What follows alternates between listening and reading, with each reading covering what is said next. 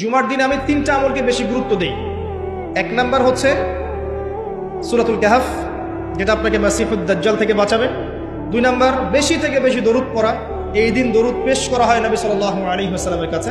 আর 3 number এটা যেটা আপনাদেরকে শেয়ার করছি, সেটা হলো আল্লাহ রাসূল সাল্লাল্লাহু আলাইহি ওয়াসাল্লাম বলেছেন, কেউ যদি জুমার দিনে সকাল সকাল গোসল করে, আর্লি মর্নিং গোসল করে ফেলে, একদম ফরজ গোসলের মতো, এবার সবচেয়ে উত্তম কাপড়টা পরে, নোংরা কাপড় না, বেস্ট কাপড়টা পরে, আতর খুশবু ব্যবহার করে, সুগন্ধি ইউজ করে, সুগন্ধি ব্যবহার করে সে সকাল সকাল পায়ে হেঁটে মসজিদে যায়, বাহনে চড়ে নয়, পায়ে হেঁটে মসজিদে গিয়ে ইমাম বয়ান খুতবা শুরু করার আগেই মসজিদে চলে গেছে, ইমামের কাছাকাছি বসে, কাউকে কষ্ট দেয় না।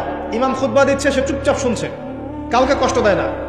এমনকি পাশে কেউ কথা বলে তাকে এতটুকু বলে না চুপ করো, এতটুকু বলে না, চুপচাপ খুতবা শুনে নামাজ পড়ে ইমামের সাথে সালাম ফিরায়। নবী সাল্লাল্লাহু আলাইহি ওয়াসাল্লাম বলছেন, এই যে প্রতি পদক্ষেপ হেঁটে এসেছে, প্রত্যেক পদক্ষেপের বিনিময়ে 1 বছরের নফল নামাজ, 1 বছরের নফল রোজা নেকি দেয়া। এই আমলগুলো খুব সহজে আমরা করতে পারি।